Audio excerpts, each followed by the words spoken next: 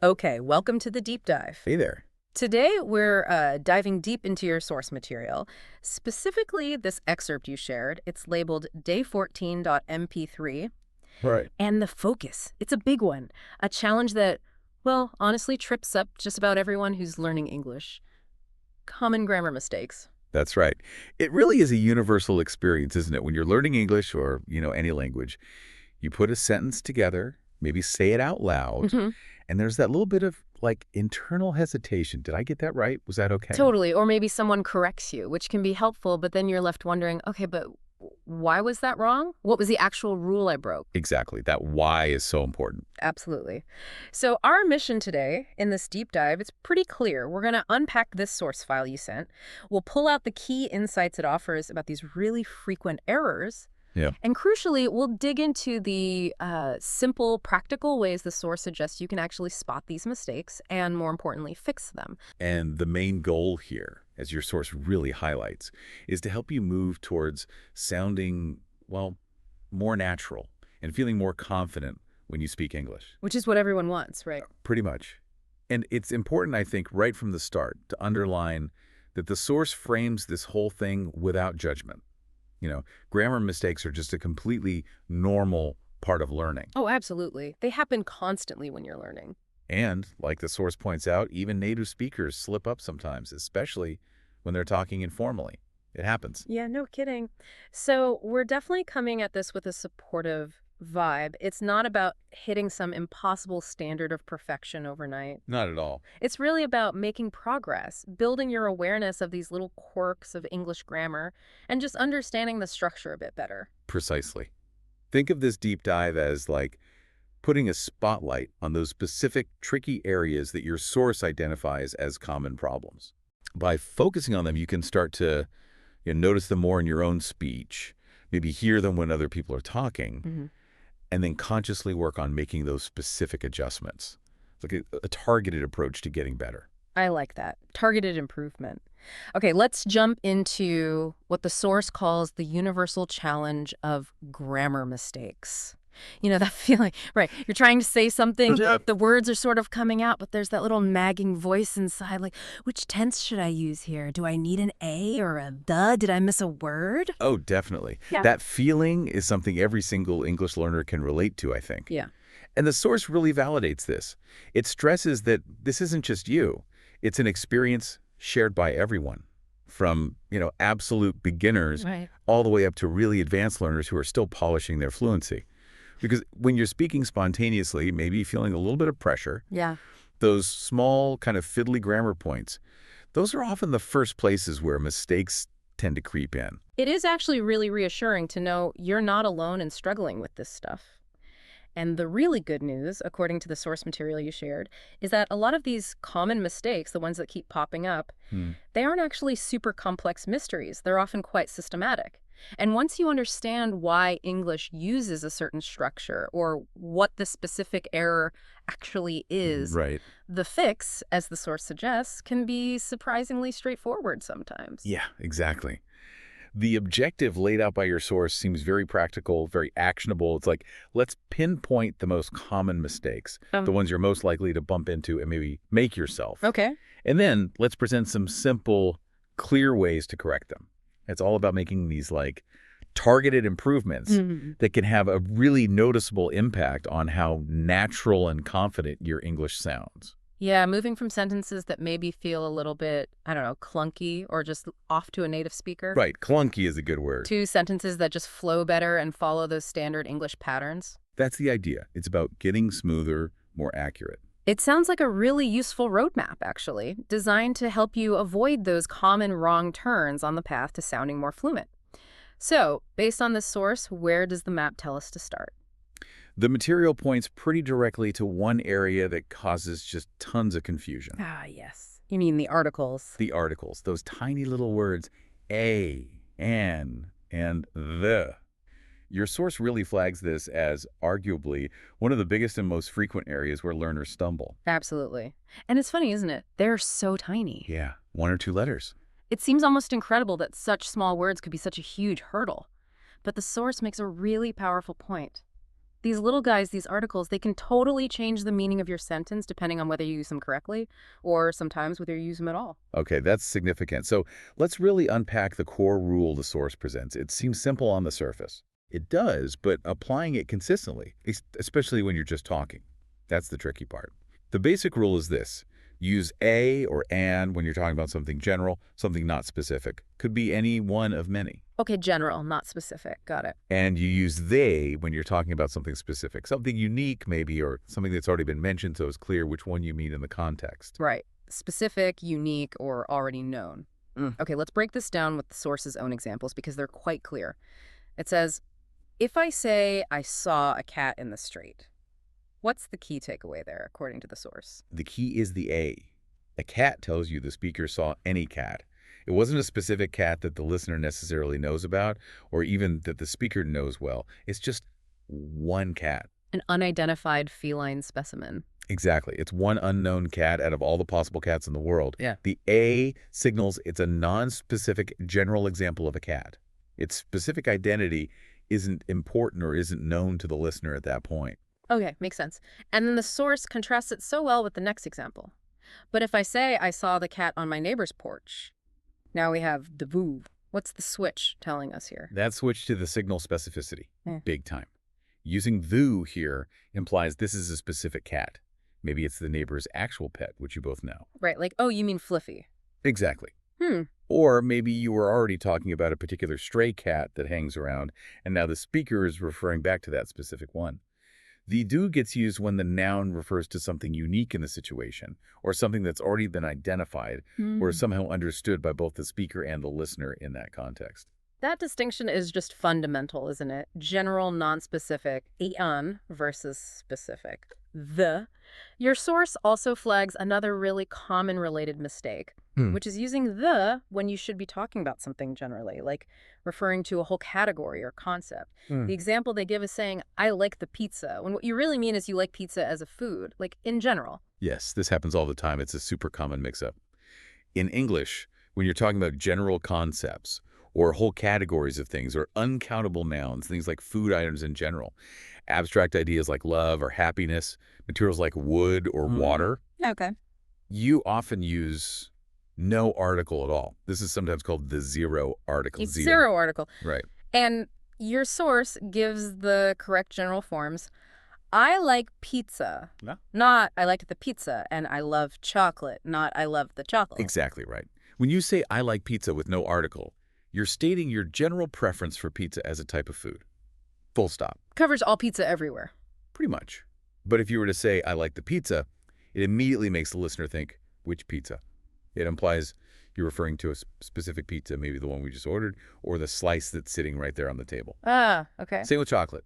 I love chocolate means you love the substance, the concept, the food category in general. But I love the chocolate you gave me for my birthday, now that the amazing specific to that particular box of chocolates. That really clarifies it. So let's try to synthesize this using the source's simple examples again, just to nail it down. If I see some random dog walking down the street, never seen it before, following the source's logic, I should say. I saw a dog. Right, a dog. Any dog. But if I'm talking about, say, the specific dog that keeps digging up my garden... Then it's I saw the dog. Because we know which dog. That specific, troublesome one. Okay. And if I just generally enjoy canine companionship... You'd say, I like dogs. Yeah. Zero article for the general category. Perfect. And applying it back to the food examples, expressing general fondness for that amazing sweet treat. I love chocolate. Zero article. But referring to the specific amazing bar I just finished... I loved the chocolate. Yeah. Specific instance. Okay. I think that really covers the core distinction the source is making. It seems like getting articles right, even though they're tiny, adds a huge amount of precision. It really does. It helps your listener know instantly whether you're talking about just one example of something or a unique or specific one they should know about or a whole category. Mastering this distinction, which your source clearly explains based on specific versus general, it just makes your English sound much more natural, much more precise to someone who grew up speaking it.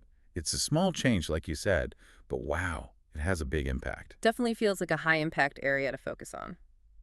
Okay, so moving on from articles, the source dives into another error that it says is incredibly common.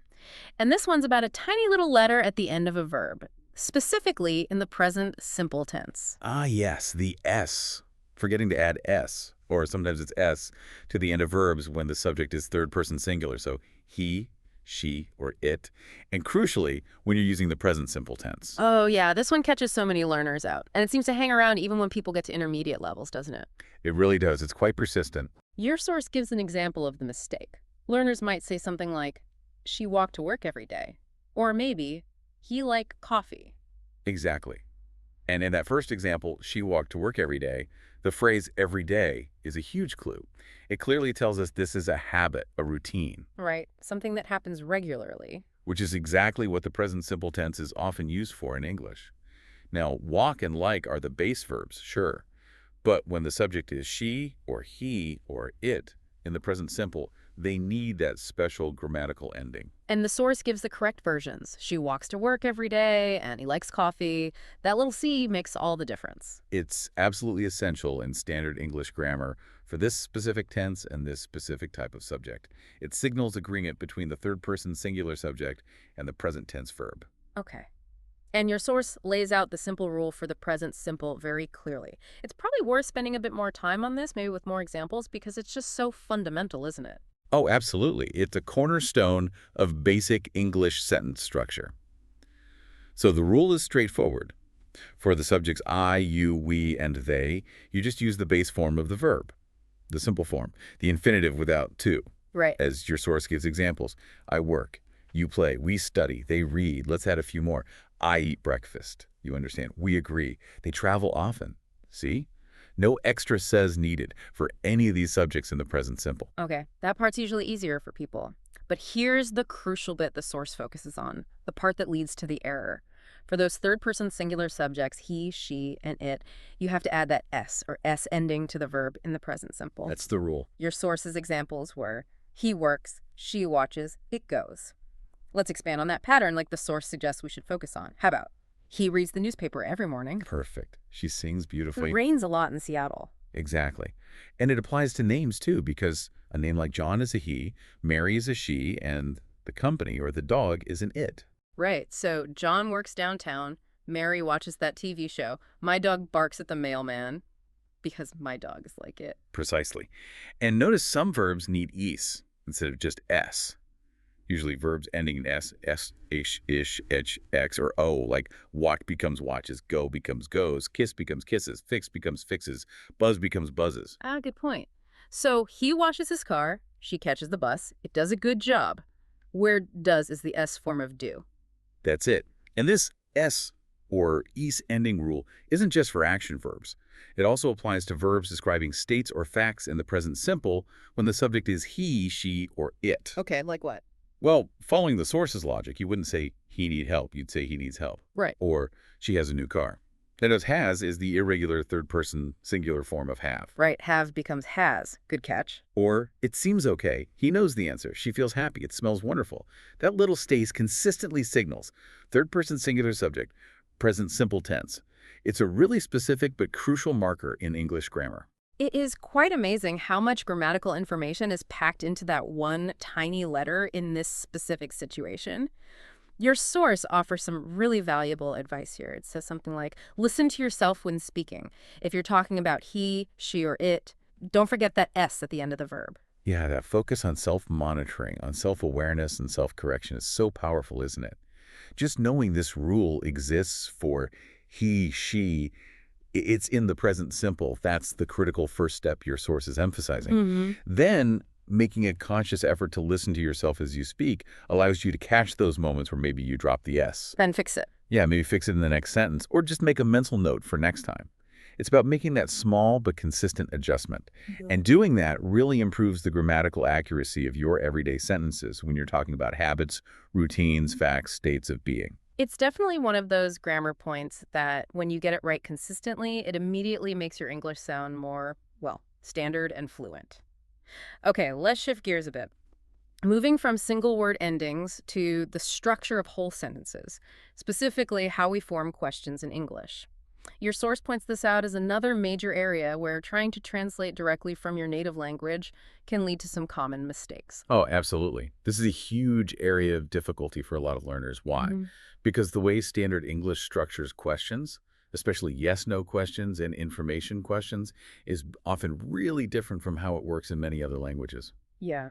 And just like your source notes, the most common reason for errors here is that learners try to impose the sentence structure, the word order, from their first language directly onto English, Yeah. and it often just doesn't map correctly.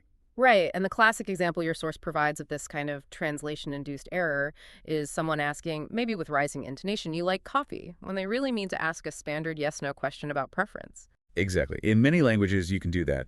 You take a statement, you like coffee, and you just turn it into a question by, say, changing your voice pitch at the end, or maybe adding a little question word or particle at the end.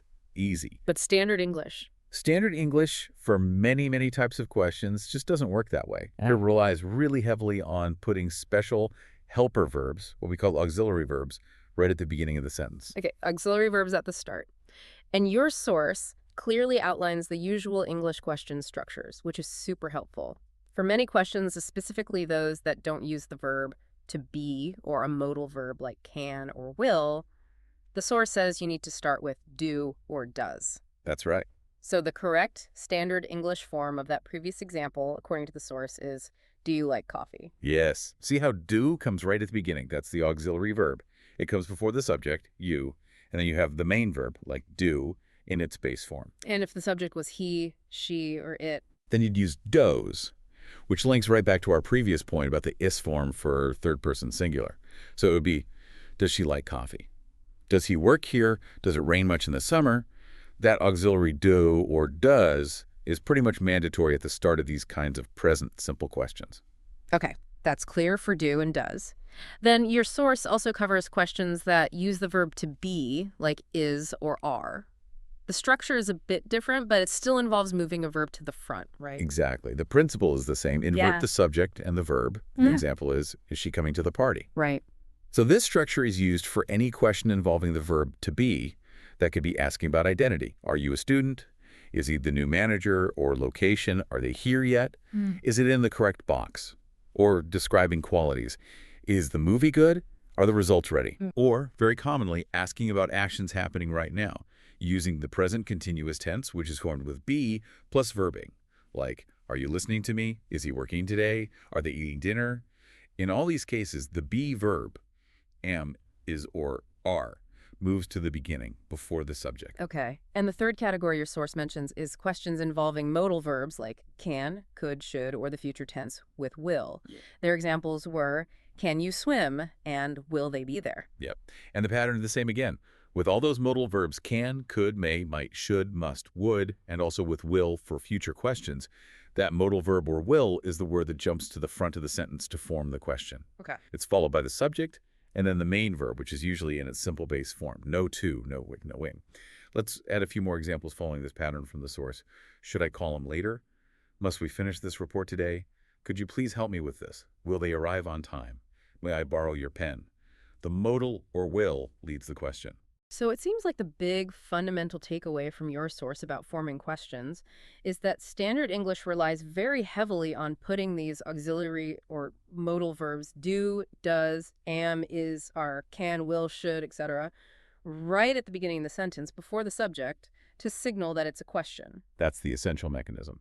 And this structure is just fundamentally different from how questions might work in many other languages, which is why that direct translation approach the source warns against often leads you astray. Precisely. Recognizing that this subject auxiliary inversion, or putting do, does at the start, is essential for forming grammatically correct questions in English is absolutely vital.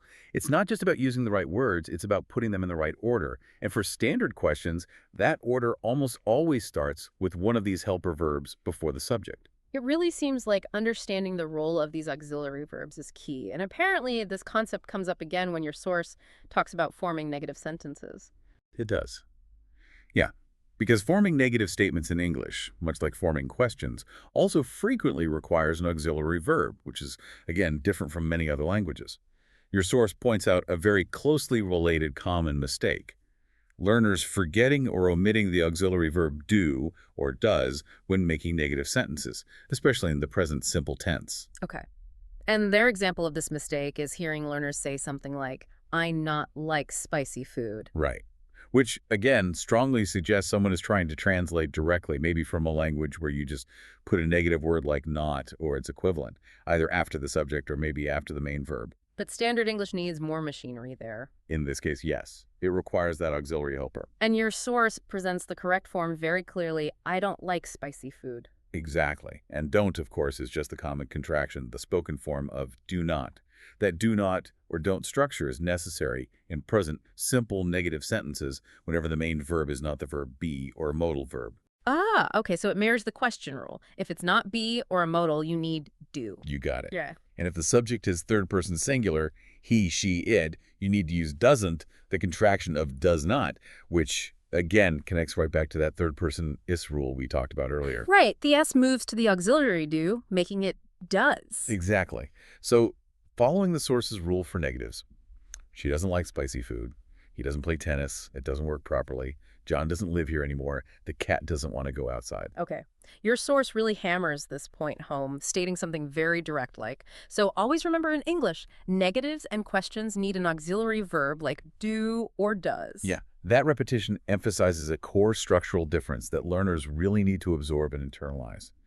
For the simple tenses, present simple and also past simple, where you use did and didn't, when you're not dealing with the verb to be or a modal verb, or do acts as this absolutely essential grammatical helper word. It's required for both standard questions and standard negatives. It's like a piece of sentence machinery that English grammar demands in those situations. And it's useful to contrast that again, maybe. How do you negate be verbs or modals? Right. With be verbs, you just add not after them. I am not ready. He is not or isn't here. They are not or aren't tired. Simple. Okay. And with modal verbs, you also just add not after the modal. You cannot or can't go. She should not or shouldn't worry. We will not or won't be late. So the need for do, does, or did in questions and negatives is really specific to those other verbs, the main verbs that aren't be or modals. Precisely. And because that's different from many other languages, it's a really common point of error, just as your source highlights. Okay, that makes sense. Let's move on to tackle what your source calls a classic mistake, and I think many learners would agree with that description. It's mixing up the past simple tense and the present perfect tense. Ah, yes. The big one. This is definitely a more abstract challenge for many people because both tenses often talk about actions or events that happened before now. Right. They both relate to the past. But they frame those past events with different nuances, different perspectives. Right. The key differences often lie in the connection to the present moment or how specific you are about the time the action occurred. Okay. Your source gives a couple of really common incorrect usages to illustrate the problem. First, they mention hearing people say, I have went. Right, and this first example points to a mistake in the form of the verb used with the present perfect. The present perfect tense structure is always auxiliary verb have or has for he shite, plus the past participle of the main verb. Past participle. Okay, Right. for the verb go, the simple past form is went, but the past participle is gone. So saying I have went is wrong because it incorrectly uses the simple past form went after have. It needs the past participle. So the correct present perfect form, as your source shows, is I have gone. Exactly. Or she has gone. They have gone. You need that third form of the verb, the past participle. Other examples. The past participle of see is seen, not saw. So it's I have seen, not I have saw. The past participle of eat is eaten, not ate. So it's we have eaten, not we have ate. Getting that past participle form right is step one. Okay, so that's an error in verb form. The other incorrect example the source gives gets more into the confusion about when to use which tense. They give the example, I have seen him yesterday. Yes, and this example cuts right to the heart of a major distinction between past simple and present perfect. Now, grammatically, have seen is the correct form of the present perfect, but the problem is using it with yesterday. Why? Why is that a problem? What's the key rule your source provides to help us distinguish when to use which tense? Your source states the primary rule very clearly and simply. Use past simple with specific times, and conversely, use present perfect when the time is not mentioned, or when the time is indefinite or not the main focus. Ah, okay. So the specific time marker is the key. In that incorrect example, I've seen him yesterday, the word yesterday, is a very specific finished time in the past. Exactly. Therefore, according to the source's rule, the past simple tense is required, which means the correct sentence is... I saw him yesterday, using Yeah. saw, the simple past form of see. Okay, that makes sense. So whenever you mention a concrete finished point or period in the past, like yesterday, last week, last month, 2 years ago, in 2019 when I was a child, at 3 o'clock this afternoon, if it's now evening, this morning, if it's now afternoon or later, Right. Any finished past time frame. you must use the past simple tense in standard English. That's the core guideline from the source. Let's give a few more examples based on this rule. I finished my project last night. Past simple finished because of last night. They moved to London in 2021. Past simple moved because of in 2021. Mm-mm. She called me an hour ago. Past simple called because of an hour ago. Hmm. We visited them last summer. Past simple visited because of last summer. Okay, the specific time forces the past simple. And then the other side of that coin, according to your source, is that if there's no specific time mentioned, or the exact time isn't really the point, then you often use the present perfect. Mm-hmm. Your source circles back to their examples to drive this home. They explain why I saw her yesterday is correct because yesterday specifies the time. Right. Finish time. And why I have seen her before is correct. What's the reasoning there? Because before isn't a specific point in past time. It just means at some point prior to now. It refers to an indefinite time in the past. The exact moment isn't stated, maybe isn't known, or simply isn't the important piece of information. The focus is more on the experience itself having happened at some point. Ah, okay. So present perfect for indefinite past time or experience. Yes, that's a major use. The present perfect is very often used to talk about life experiences up to now. I've been to Italy 3 times, Yeah. implying some time in my life, specific dates not mentioned or relevant. She has never tried sushi, meaning never in her life up to this point. It's also used for actions that happened at an unspecified time in the past, but have a clear result or relevance now in the present. This is another key function. For example, I have lost my keys. The action, losing keys, happened sometime in the past. We don't know exactly when, but the crucial point is the present result. I don't have my keys now. Right. The past action directly affects the present situation. Exactly. Compare that again using the source's logic. You say, I lost my keys this morning. Now you've added a specific finish time this morning, assuming it's now later in the day. So you need the past simple. Loss. Right. But I've lost my keys, no time mentioned, Interesting, ridiculous. focuses on the current problem, the missing keys. Another example, she has broken her leg. Past event, present result, her leg is broken now. Versus, she broke her leg last week. Past event, specific past time. So it really boils down to how you're framing that past event in relation to time and the present. Are you pinpointing when it happened in a finished past, use past simple? Or are you talking about it as an experience or as something with current relevance without nailing down the exact past time? Use present perfect. That's a great way to summarize the distinction. Yeah. And that practical tip from your source, look for those specific time words or phrases like yesterday, last week, in 2010, is a really useful shortcut for learners to help decide which tense fits in many common situations. Yeah, it feels like a concrete handle to grab onto when you're feeling unsure about this particular tense choice, which is notoriously tricky. Definitely. It provides a clear signal, a decision point, directly drawn from how the source explains the difference. It's a helpful anchor. Okay, wow. We've really dug into some absolutely key grammar points identified by your source. We've looked at the nuances of articles, and the zero article. We've stressed that often forgotten sods on present simple verbs for he, she, it. We've examined the crucial word order for English questions involving those auxiliary verbs. We've seen how negatives also need auxiliaries like do and does. And now we've untangled, hopefully, some of the confusion between the past simple and present perfect, focusing on that key role of specific time references. That's a lot of ground. It is. These are definitely some of the highest frequency error areas for learners. But your source also does something really valuable next. It sort of takes a step back, shifts the perspective a bit, which I think is really important for, the listener's confidence and their overall learning mindset. Yeah, absolutely. They offer a really comforting and realistic insight, which is basically, look, grammar mistakes, they happen. They happen to absolutely everyone who's learning English. And very often, especially when you're just chatting casually, having an everyday conversation, those small slips, maybe a missing article, maybe a forgotten adds, maybe a slightly mixed up tense, They don't actually stop communication dead in its tracks. This is such a massive point. You might forget a before a noun or say he go instead of he goes, or use present perfect when past simple was technically better. Mm-hmm. But the person you're talking to, 9 times out of 10, probably more, they're still going to understand the basic message you're trying to get across. Meaning usually gets through thanks to context. Absolutely. Your source really validates that effective communication, getting your point across, is definitely possible, even with some grammatical imperfections. Mm-hmm. And knowing that should take a lot of the pressure off, right? It allows you to focus on expressing yourself without being paralyzed by fear of making a mistake. Totally. But then the source cleverly balances this by discussing the value of actually working on these specific mistakes. It's like, okay, don't let fear stop you, but also, Right. It's not about needing flawless grammar just to be understood in a basic way. It's more about this.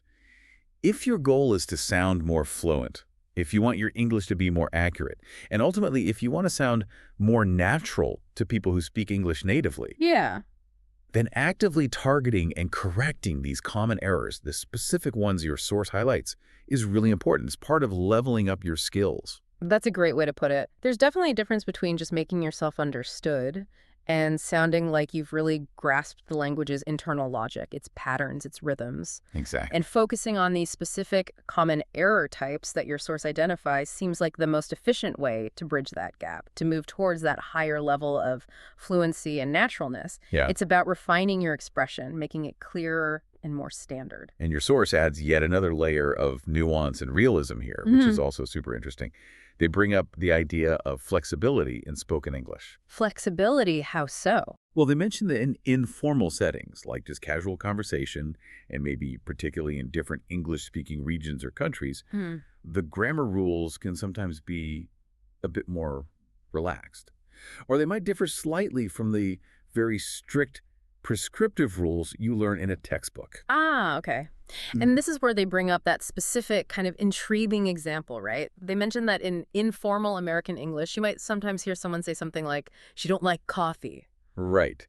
Now, based on everything we just discussed about the standard rules presented earlier in your source material, we know the strictly grammatically correct form, the one you'd write in an essay or use in a formal setting, for a present simple negative with the subject she is she doesn't like coffee, using the proper auxiliary does plus not. Right, doesn't. But your source points out that this other form, this informal usage she don't, does actually exist. You can hear it in certain spoken context, and they specifically note it as something found in informal American English dialects. Okay, so what's the takeaway for a learner from hearing that? Is the source saying she don't is okay to use? Not exactly. This is a really valuable observation for a learner, but you have to understand the nuance. The source isn't saying she don't like coffee is correct according to the standard grammar rules that, generally speaking, you should aim for, especially if you want your English to sound neutral and be universally understood in more formal contexts or writing. Okay. What the source is doing is acknowledging the reality of language variation. It's making a descriptive point describing how some people actually speak in certain informal situations. It presents it as a contrast to the prescriptive rules, the shoulds that we've been focusing on for improvement. Got it. So it highlights that gap that often exists between the formal rules in the grammar books and how language gets used on the street in very casual, everyday talk. Exactly. And understanding this helps you as a learner. If you hear someone say, she don't, you understand what they mean, but you also recognize it as an informal variation, not the standard grammatical form. So it prevents confusion. You know that if you are aiming for standard, widely accepted English, especially in writing or more formal speech, she doesn't like coffee is the form you should choose to use yourself. That makes sense. It shows that even within native English, there are different registers, different levels of formality and variation. And the source seems to pull all these threads together. The fact that correctness matters for fluency, the fact that mistakes happen and are okay, and the fact that informal variations exist into one really practical piece of advice. It's basically, don't be afraid to make mistakes, but also listen carefully and correct yourself when you can. That really does seem like the perfect balance, doesn't it? It's about having the courage to actually speak, knowing that hitting bumps in the road, making errors is just an inevitable and necessary part of the journey. But at the same time, it's about being attentive, listening to the English around you, listening to yourself, noticing those recurring errors, and then actively working towards fixing them over time. It's not passive. It's an active process of learning and refinement. Couldn't agree more. It encourages that active learning mindset. Speak, listen, notice, adjust, repeat. That's really how you make solid progress beyond just memorizing rules from a book. So drawing directly from this really insightful deep dive into your source material, here is the concrete challenge that the source proposes for you, the listener, to put this into practice. Okay, step 1, according to the source. Listen to yourself speak English today. Just make a conscious effort to pay more attention than usual to the actual words and sentence structures you're using as you talk. You can even, if you feel brave enough, try recording yourself talking about something simple for a few minutes. Then you can listen back more objectively later. That's a good idea. Okay, step 2. Pick one. Just one of the common mistakes we've talked about today that you feel applies to you. Don't try to fix everything all at once that's overwhelming. Definitely just one. Maybe it's articles, A versus the sub versus zero. Maybe it's remembering that big sec on the verb with he, she, it. Maybe it's getting your question word order right with do or does. Just choose the one that feels like your biggest hurdle right now, or the one you noticed most when you were listening to yourself. Okay, got one pick. Then step 3 is practice saying it correctly out loud. Don't just think about it. Actively produce sentences using the correct structure or word. Make the mouth make the right shapes. Exactly. So if you chose the it's mistake, spend a few minutes deliberately saying sentences aloud like, he works on Mondays. She watches that show every week. It goes in this box. Repeat them. Create your own examples that are true for you or your life. Say them until they start to feel a little bit more natural coming out. Okay, that sounds like a very focused, manageable practice routine. And the source also adds a nice reflective element, suggesting you think about this. Can you recall a grammar mistake that you used to make quite often, but now you've pretty much fixed it? What was that mistake? How did you realize you were making it? And most importantly, what specific things did you do? What strategies or practice methods did you use to overcome it and get it right more consistently? That reflection is such a powerful exercise, isn't it? Because it reminds you that you have improved before you can fix these things. And often the way you successfully tackled a past error can give you clues or a blueprint for how you might tackle the current one you're focusing on. Yeah, remembering your own past successes is really motivating. It proves progress is possible. And so, Wow. Okay, we have really covered some significant ground today, unpacking this single source file you provided. We've pinpointed those super common pitfalls, those tricky articles, the elusive present simple ace, the specific word order needed for English questions and negatives, and that classic confusion between past simple and present perfect, especially related to time references. and for each one, we've tried to lay out the simple, actionable rules and tips that your source provides to help you navigate them more successfully. We've also spent time on that crucial underlying message from the source. Making mistakes is not failure. It's just part of learning. Consistent practice is what really matters, and fear of errors should never, ever stop you from actually speaking and trying to communicate. Hear, hear. Practice and courage. Absolutely. And, thinking about that interesting little detour into informal grammar, like the she don't like coffee example your source brought up, it leaves us with a really interesting, maybe even, as you said, provocative thought to mull over based on everything in this material. How does understanding both sides of the coin, understanding the standard, correct grammar rules, and being aware of the reality that informal variations exist in how people actually speak English, how does that awareness potentially change your approach to practicing and learning? Do you aim purely for the standard textbook forms? Or does knowing about these variations influence how you listen to people, or maybe how you think about correctness versus communication in different situations? Something to chew on. It definitely highlights the fascinating living, breathing nature of language.